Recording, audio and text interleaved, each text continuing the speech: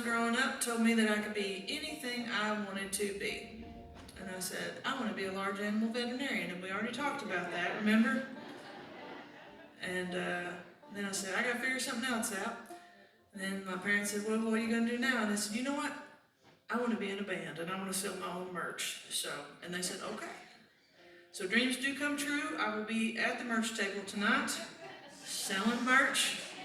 Come see me, come talk to me.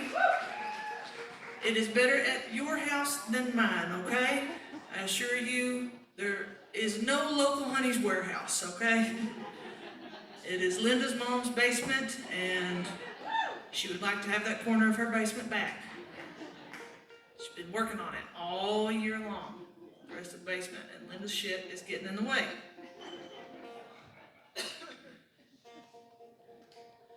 Well, we've got some records back there for sale, t-shirts, such as that. We'll do a song off our latest record. The record is called The Local Honeys. The song is called Better Than I Deserve. Better Than I Deserve was some shit that my papa used to say. So this is a papa song. And thank you very much. It's in the country music Rolodex of papa songs now. My papa had an incredible life. He was one of my heroes. I always wanted to write a song about him. His name was Cliff Riffle. He was born and raised in West Virginia, one of, give or take, 8 children. His parents both tragically died about 6 months apart from one another, so here was 8 kids that were orphaned. This was during the Great Depression. What do you do with 8 kids? Well, they don't all go together, I tell you that. They all get separated. They get sent off to go live with neighbors and family and church members, and basically whoever would take him. And God bless whoever took my papaw in, okay? Now, he was feisty. And he got passed off here and there as a young child, and finally got tired of it, and at the age of 15, he walked about 40 miles into Clarksburg, West Virginia, and at the age of 15, he enlisted in the U.S. Navy and served in World War II, and by 17, he was a U.S. Naval pilot.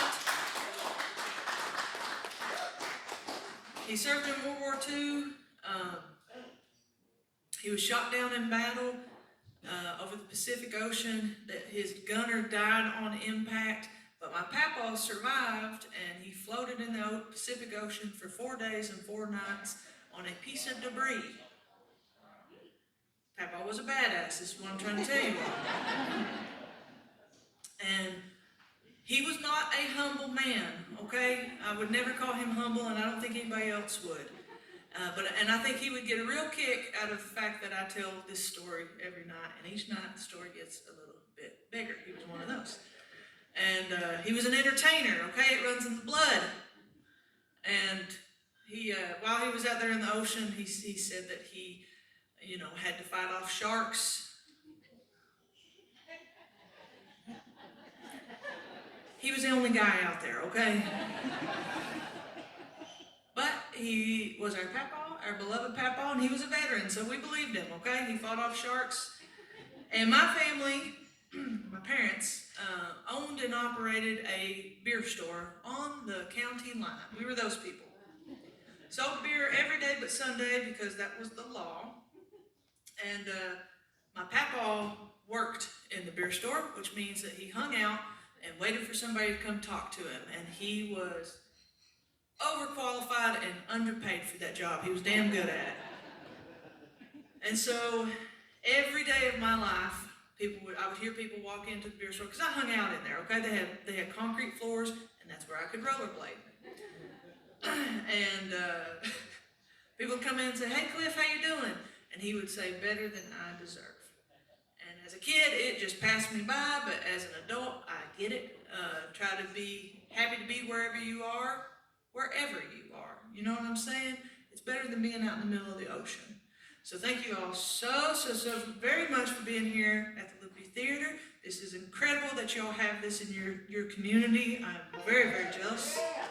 Thank you for having us. Thank you, Maria. Thank you to Stevie and the crew who run the sound and lights. This is a song that I wrote about my papa, Cliff Riffle. It's called Better Than I Deserve.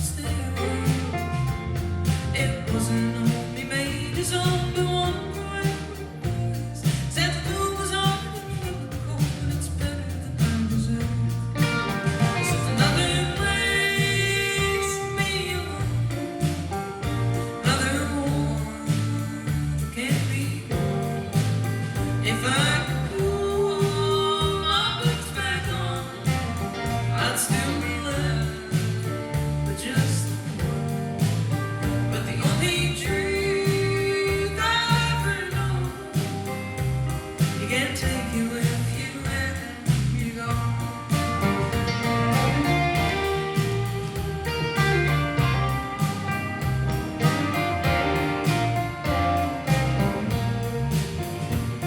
And